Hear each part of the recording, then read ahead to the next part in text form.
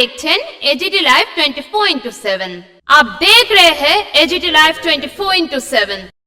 You are watching AGT Live 24/7. সুপ্রভাত। AGT live 24/7 এর সুপ্রভাত ইন্ডিয়া অনুষ্ঠানে আপনারা সবাই স্বাগত।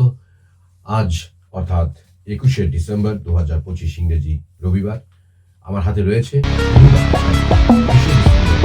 2025 ইংরেজি আনন্দবাজার পত্রিকা। দেখে নেব সেখান থেকে সংবাদ শিরোনাম ও বিস্তারিত সংবাদ। প্রথম পাতা রয়েছে অশুভ সংকেত আশঙ্কা দিল্লির। বাংলাদেশ ইনকিলাব মঞ্চের আহ্বায়ক শরীফ উসমান হাদির মৃত্যু এবং পরবর্তী অগ্নিগর্ভ পরিস্থিতিকে সে দেশের নির্বাচনের প্রশ্নে অশুভ সংকেত হিসেবে দেখছে নয়াদিল্লি। সে দেশে ত্রয়োদশ জাতীয় নির্বাচনের 2 মাসও বাকি নেই, কেন্দ্রের কাছে খবর। এরপর 9 পৃষ্ঠায় দেখুন, অস্ত্র তাকে ছিন্ন করতে পারে না, অগ্নি তাকে দহন করতে পারে না। প্রথম আলোর সামনে চিত্র সাংবাদিক কর্মীদের প্রতিবাদ। ছায়ানটের ভাঙা বাড়ির সামনে দাঁড়িয়ে ছাত্রছাত্রীদের গান। অদ্ভুত আধার। আনন্দবাজার পত্রিকার প্রথম পাতায় রয়েছে দেশের আগুনে দগ্ধ বাংলাদেশ। নিজস্ব প্রতিবেদন। 19শে ডিসেম্বর ইনকিলাব মঞ্চের আহ্বায়ক শরীফ উসমান হাদির মৃত্যুর খবর বৃহস্পতিবার যখন ঢাকায় পৌঁছয়, স্থানীয় সময় তখন রাত 9:30।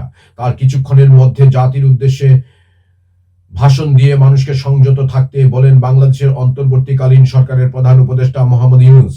তারপরেও বৃহস্পতিবার রাতে হিংসার আগুন ছড়িয়ে পড়ে বাংলাদেশ জুড়ে। সেই তাণ্ডবে স্তম্ভিত গোটা দেশ। সংবাদ মাধ্যমের দপ্তর থেকে সাংস্কৃতিক কেন্দ্র, ভারতীয় হাইকমিশন থেকে ধানমন্ডি 32 সবই ছিল উন্মত্ত জনতার নিশানায়। ভাঙচুর, অগ্নিসংযোগ, লুটপাট কিছুই বাদ যায়নি। সে রাতেই ময়মনসিংহের ভালুকায় গাছে বেঁধে পিটিয়ে মারা হয় স্থানীয় শ্রমিক দীপু দাসকে। তারপরে তাঁর দেহ গাছে ঝুলিয়ে আগুন ধরিয়ে দেওয়া হয়। সেই ভিডিও পরে সমাজ মাধ্যমে ছড়িয়ে পড়ে। শুক্রবার সকালে বিক্ষোভ মিছিল ছাড়া তেমন কিছু না ঘটলেও সন্ধ্যার পরে সাংস্কৃতিক কেন্দ্র উদীচিতে অগ্নিসংযোগের ঘটনা ঘটে। গত রাতের ঘটনাগুলির ক্ষেত্রে অভিযোগ উঠেছে, অনেক সময় পুলিশ প্রশাসনকে যোগাযোগের চেষ্টা করেও সাহায্য পাওয়া যায়নি, যদিও প্রশাসন সেই অভিযোগ খারিজ করেছে। এদিন 2 সংবাদ মাধ্যমের সঙ্গে ইউনূস বলেছেন বলেও খবর। এর মধ্যে শুক্রবার সন্ধ্যায় সিঙ্গাপুর থেকে ঢাকায় আনা হয় হাদির মরদেহ। তাকে শ্রদ্ধা জানাতে দুপুর থেকে কয়েক হাজার মানুষ জড়ো হন শাহবাগ চত্বরে। ঢাকার রাস্তায় গুলিবিদ্ধ হাদিকে চিকিৎসার জন্য নিয়ে যাওয়া হয়েছিল সিঙ্গাপুরে। বৃহস্পতিবার স্থানীয় সময় রাত 10টা নাগাদ মৃত্যুর খবর প্রকাশ্যে আসতেই শাহবাগে ভিড় করতে থাকেন বহু মানুষ। এই পরিস্থিতিতে জাতির উদ্দেশ্যে ভাষণ দেশের মানুষকে সংযত থাকার বার্তা দেন ইউনূস, কিন্তু সেই বক্তৃতার পরেও ক্ষোভের বিস্ফোরণ ঘটে। রাত যত বেড়েছে অশান্তির আগুন ততই। এরপর 9 পাতায় দেখুন আনন্দবাজার পত্রিকা 3 পাতা। রাজ্য মোদীর সভায় আগেই চাপানুতর। জেট স্ট্রিম এই কি ছন্দপতন। আনন্দবাজার পত্রিকা 4 পাতা। সম্পাদক সমীপেশু। শতবর্ষে সন্তোষ দত্ত মঞ্চ সিনেমা আদালতে সমান উজ্জ্বল, তিনি একাই 100। অমিত দাস লিখেছেন। সম্পাদকীয়তে রয়েছে ত্রাসের দেশ, তারপর ভারতবাদ, তারপর যে মেয়েদের না নেই, শতাব্দী দাসের লেখা। আর সম্পাদক সমীপেশুতে আছে শুধুই দিবাস্বপ্ন, তারপর 1 নয়, সীমান্তের দাগ। এগুলো যাই হোক, আনন্দবাজার পত্রিকা 5 পাতায় রয়েছে রাজ্য। এখানে সিলমোহর মাইক্রো অবজারভার নিয়োগে তলব জেলা শাসককে। তারপর নাম তুলতে আবেদন পড়লো প্রায় 1.5 লক্ষ। তারপর নথি যাচাই দায়বদ্ধ করা হলো জেলা শাসকদের। তারপর মতুয়া প্রশ্নে সব দলের তোপে বিজেপি। তারপর অকেজো পোর্টাল, নম্বর তুলতে নাকাল। তারপর ভোটের আবহে রাজ্যে তরজা ঢাকার হিংসাও। আনন্দবাজার পত্রিকা 6 পাতা। অগ্নিগর্ভ বাংলাদেশ, আছড়ে ভাঙা হলো হারমোনিয়াম, সুর ছাড়লো না ছায়ানট। তারপর বেনুপোলে স্লোগান, সীমান্তে মাল্য করাকরি। তারপর নির্বাচনের আগে লক্ষ্য ভারত বিরোধী জিগির। হাদির মৃত্যুর পরে যা হলো তা পুরোপুরি পরিকল্পিত। আর গোটা ঘটনাটাই ঘটলো ইউনূস নেতৃত্বে থাকাকালীন বাংলাদেশের এক নেতা। আনন্দবাজার পত্রিকা 7 পাতা। দেশ, জুবিন হত্যার প্রমাণ নেই, সিঙ্গাপুর পুলিশ। তারপর অসম দিয়ে বাংলাদেশে পুশব্যাক 14 জনকে।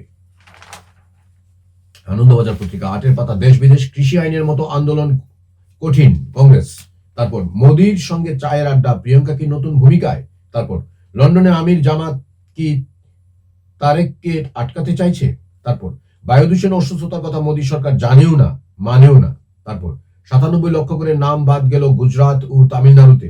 তারপর মিমি অঙ্কুরদের সম্পত্তি বাজেয়াপ্ত। তারপর স্বাধিকার ভঙ্গের নালিশ।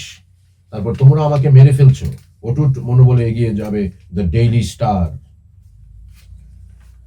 আনন্দবাজার পত্রিকা 9 পাতা। আগুনে পুড়ে জন্ম যে জাতির, আজ তারাই অন্ধকারে। এম শামীম, লেখক, সংগঠক ও চলচ্চিত্র নির্মাতা। উনি লিখেছেন আনন্দবাজার পত্রিকা 9 পাতা। বাঙালি জাতির ইতিহাসে যদি কোনো একটি প্রতীকে ধরা যায় তবে তা আগুন। এই আগুন কখনো ঘরের চুলায়, কখনো জীবনের উষ্ণতায়, কখনো শ্মশানে মৃত্যুর নীরবতায়, আবার কখনো রাজপথে রক্ত ও ধোঁয়ার উন্মুক্ততায়। কিন্তু এই আগুন শুধু বাহ্যিক নয়, এটি আত্মারও আগুন, বঞ্চনা, বিশ্বাসঘাতকতা ও স্মৃতি হত্যার আগুন। 1957 সালের পলাশির প্রান্তর থেকে শুরু করে 1947-এর দেশভাগ বাঙালি বারবার শিখছে ক্ষমতার রাজনীতিতে সে শুধুই একটি ভৌগোলিক সুবিধা। 1947-এর দেশভাগ ছিল ধর্মের নামে মানবতার সবচেয়ে বড় বিশ্বাসঘাতকতা। সেই আগুনে শুধু জমি ভাগ হয়নি, ভেঙে গিয়েছিল ভাষা, সংস্কৃতি, পরিবার, স্মৃতি। এক দিনের মধ্যে প্রতিবেশী হয়ে গেল শত্রু, আত্মীয় হয়ে গেল উদ্বাস্তু। ধর্মের নামে যে বিভাজন করা হয়েছিল তার ক্ষত আজও শুকায়নি। সেই বিভাজনের ভস্মের উপরে দাঁড়িয়েই জন্ম নেয় এক বিকৃত রাজনীতি, যেখানে মানুষ নয়, পরিচয়ই প্রধান, মানবিকতা নয়, ধর্মীয় ত্যাগই চূড়ান্ত সত্য। এরপরে আসে 1971। 71 ছিল আগুনের মধ্য দিয়ে এক জাতির পুনর্জন্ম। এটি শুধু যুদ্ধ নয়, ছিল অস্তিত্ব রক্ষার লড়াই। 30 লাখ শহীদের রক্ত, 2 লক্ষাধিক নির্যাতিত নারীর অসম্মান, লাখো বাস্তুচ্যুত মানুষের কান্নার উপরে দাঁড়িয়ে জন্ম নেয় বাংলাদেশ। সেই সময় বাঙালি শিখেছিল ধর্ম নয়, ভাষা ও সংস্কৃতি তার পরিচয়। শিখেছিল স্বাধীনতা কোনো দান নয়, এটি রক্তের বিনিময়ে অর্জিত অধিকার। কিন্তু ইতিহাস নির্মম। 1975-এ এসে সেই স্বাধীনতার বুকে গুলি লাগলো। বঙ্গবন্ধু শেখ মুজিবুর রহমানকে হত্যা করা হলো শুধু একজন মানুষ হিসেবে নয়, মুক্তিযুদ্ধের চেতনাকে হত্যা করার জন্য। সেদিন থেকেই বাংলাদেশে আগুন আর নীতিতে নয়, ষড়যন্ত্রে জ্বলতে শুরু করে। মুক্তিযুদ্ধের ইতিহাস ধীরে ধীরে প্রশ্নবিদ্ধ হতে থাকে। রাজাকারদের পুনর্বাসন ঘটে, সামরিক ছাউনির ভেতর থেকে রাষ্ট্র পরিচালিত হয়। 2001 সালে সেই আগুন আবার ধর্মীয় রূপ নেয়। সংখ্যালঘু নিধন, নারী নির্যাতন, মুক্তিযুদ্ধের পক্ষের মানুষদের উপরে পরিকল্পিত হামলা, সবই ঘটেছিল রাষ্ট্রের নীরবতায়। বাঙালি তখনও ভেবেছিল এটা হয়তো সাময়িক, ক্ষমতার পালাবদলের অন্ধকার সময়। কিন্তু 2024 প্রমাণ করলো এটি সাময়িক ছিল না, এটি ছিল প্রস্তুতি। 2024 সালের আগস্টে পরবর্তী বাংলাদেশ দেখলো এক ভয়ঙ্কর বাস্তবতা, ঘৃণার প্রজন্ম ও ইতিহাস মুছে ফেলার পরিকল্পিত অভিযান। একে কেউ বলল রিসেট, কেউ বলল নতুন বাংলাদেশ, কেউ বাস্তবে এটি ছিল পাকিস্তানে ফেরার মনস্তাত্ত্বিক অভিযান। 5ই আগস্ট 2024-এর পর বাংলাদেশ এমন এক সামাজিক রূপ দেখলো যা শুধু রাজনৈতিক পরিবর্তন নয়, এটি ছিল নৈতিক পতন। এই প্রজন্মের একটি বড় অংশের চোখে যে ঘৃণা দেখা গেল তা কোনো স্বতঃস্ফূর্ত ক্ষোভ নয়, দীর্ঘদিনের পরিকল্পিত মগজ ধোলাইয়ের ফল। পাঠ্যপুস্তকে ইতিহাস বিকৃতি, সামাজিক মাধ্যমে মুক্তি যুদ্ধ বিরোধী বয়ান, ধর্মীয় উগ্রতার স্বাভাবিকীকরণ, এই সব মিলেই তৈরি করা হয়েছে এক প্রজন্ম যারা আগুনে হাত পুড়লেও প্রশ্ন করে না। জাতির পিতা বঙ্গবন্ধু শেখ মুজিবুর রহমানের বাড়িতে বারবার হামলা হচ্ছে।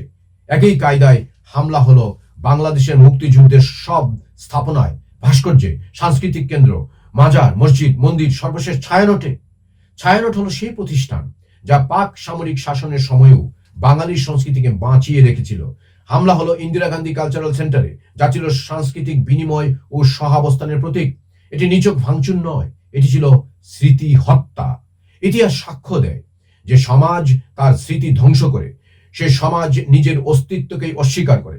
এই হামলাগুলো প্রমাণ করে লক্ষ্য ব্যক্তি নয়, লক্ষ্য সংস্কৃতি।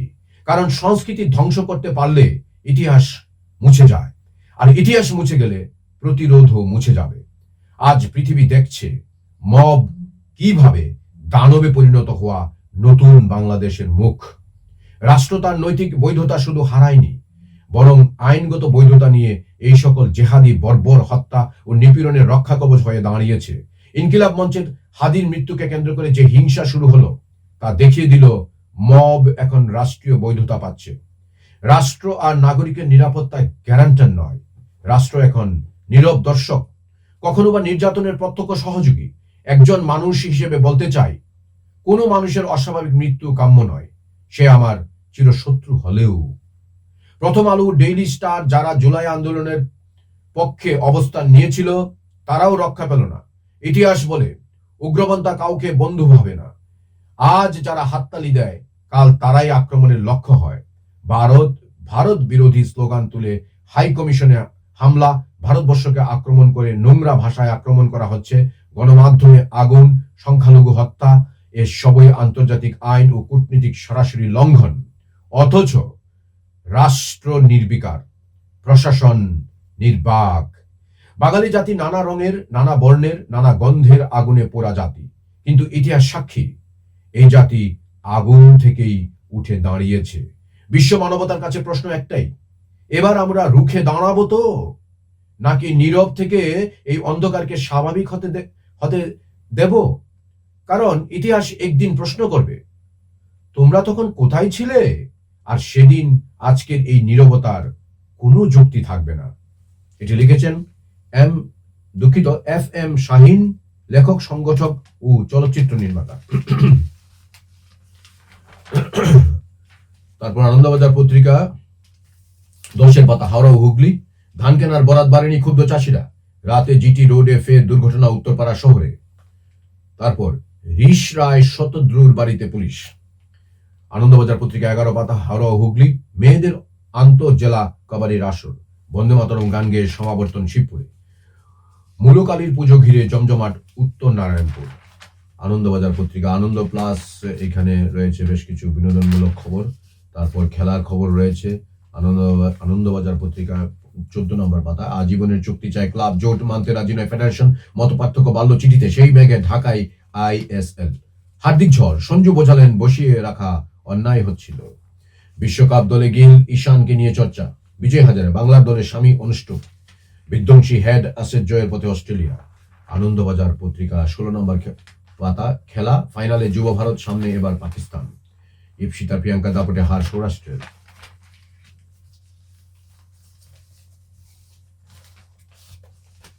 আনন্দবাজার পত্রিকা, এখানে আলুর দেশে শিশু এলো, ফিরে আসুক মাফলারের সাজ রয়েছে। পুস্তক পরিচয়, নিতান্ত শান্ত স্বরে করা অতি বিপজ্জনক একটি প্রশ্ন। তারপর নারীর আত্ম অভিজ্ঞান, সর্ষিবালা বসু, রচনা সমগ্র 1 থেকে নেওয়া। পত্রিকা তুলনার পথে ভুলে যেও না, সুচিত্রা শরণ। তারপর স্বস্তি পাঠ, শীতে অস্থিসন্ধির ব্যথার মোকাবিলায় ইত্যাদি রয়েছে। আনন্দবাজার পত্রিকা পাঠ আজকের মতো এখানেই সমাপ্ত। ये न्यूज कंटेंट देखने के लिए शुक्रिया। अगर आपका कोई सुझाव है तो हमें कमेंट कीजिए, सब्सक्राइब कीजिए AGT Live 24/7। Thanks for watching AGT Live 24/7.